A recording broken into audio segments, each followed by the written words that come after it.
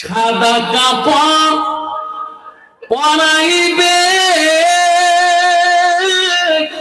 মুর্দা খাতে শোয়াইবে কবরতে রাখিবে রে তোমার কাঁদাফন করিয়া সাদা কাপড় পিন্দাইয়া মুর্দা খাতে শোয়াইয়া কবরতে করিবে রে তোমার দাফন অবসীম মনহুরে দিনী ফুরাইলে দেখিবি রে কে আহাপন অবসীম মনহুরে দিনী ফুরাইলে দেখিবি রে কে আহাপন যারা তোমার অতি আপন যারা তোমার অতি আপন তারাই তোমার পরাইবে কাফন তারাই তোমার করবে রে দাফন তারাই তোমার করবে রে দাফন অবসমান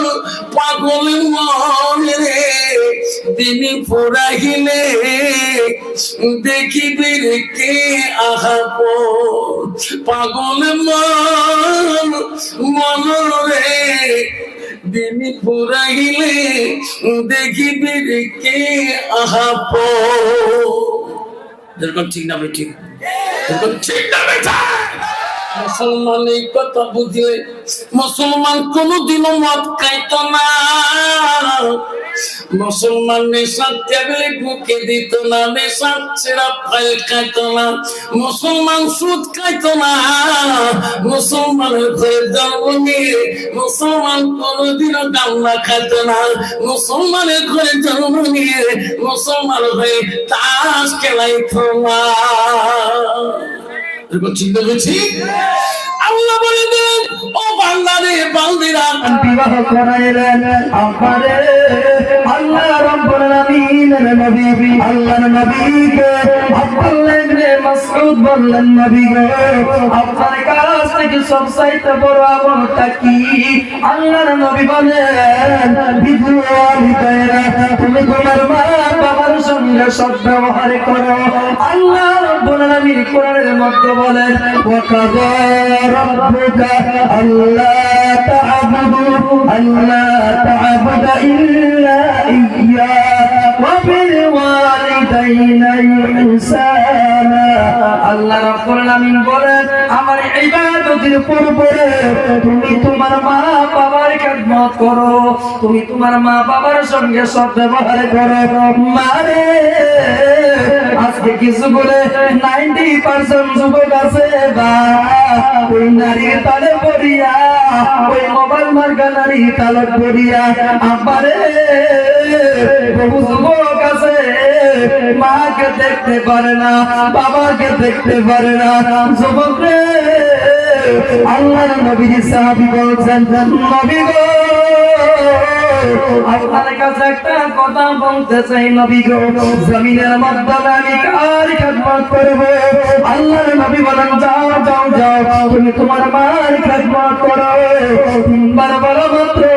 4 নাম্বার বার বলেন তুমি তোমার বাবার খেদমত করিয়া নাও আমার বন্ধুগণ মা যদি ভালো হয় সন্তান ভালো হয়ে যাবে কারণ সন্তান যদি ভালো হয়ে যায় এই বুড়ে বুড়ি গুলে সুখে সংসার করে খাবে কারণ আব্বারে ও মা তোমার ভালো হওয়া দরকার তোমার বেটা ভাত যদি করি খাবার চায় তোমার বেটা ভাত যদি খাবার চায় তাকে একেবারে হাবিদা সালাম হতে হবে কারণ আব্বারে এমন নারী বেটে দেখা বড় না নারী এমন আপনা করে চলে আব্বারে নতুন নতুন বিয়ে করবে আব্বারে ভাইরে এমন সন্তান রে মাকে ঘর থেকে থেকে বাহির করে দেয়। আমারে একজন জমিনের মাধ্যমে একজন বুড়িমা ছিল, বুড়িমার কোন স্বামী ছিল না, একটা ছেলে ছিল রে বাবা। আমার কথা বলে দেখবে বাস্তবে মিল আছে কিনা। আমারে সন্তানটা যাবে এবার পুলিশের চাকরি করবে, এবার ট্রেনিং দিতে যাবে, ফর্ম ফিল আপ করতে যাবে। মার কাছে টাকা নাই, মা মানুষের বাড়ি খুঁজি মাই খায়, মানুষের বাড়ি ফালি বাটি ধুয়ে ধুয়ে খায়। মাকে বলছে মা আমার আব্বা না, আমাকে এত কষ্ট করে তোমরা পড়াইলেন, এত কষ্ট করে আমাকে এখন আমাকে বিয়ে পাস করাইলেন। মারে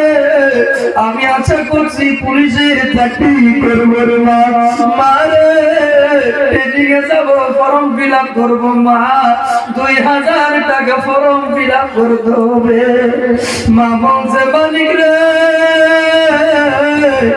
2000 টাকা আমি কোথায় পাবো? আপারে আমার মনে হয় তোর বুঝি পড়াশোনা হবে না। মারে শোনা মাগি দে মা ডাকিয়ে বলছে গফুরে ঘরের মাধ্যমে চলিয়া মা নিয়ে যাইয়া ওই ঘরের মাধ্যমে আলমারির চাবিটা খুলিয়া মা নাকের সোনাটা খুলে না। মা বলছে মানে যা যা যা নিয়ে যা, তোর বাবা যেদিন মারা যায় গিরামের মহিলারা এই নাকের ফুলটা খুলিয়ে আমার হাতে দেয়।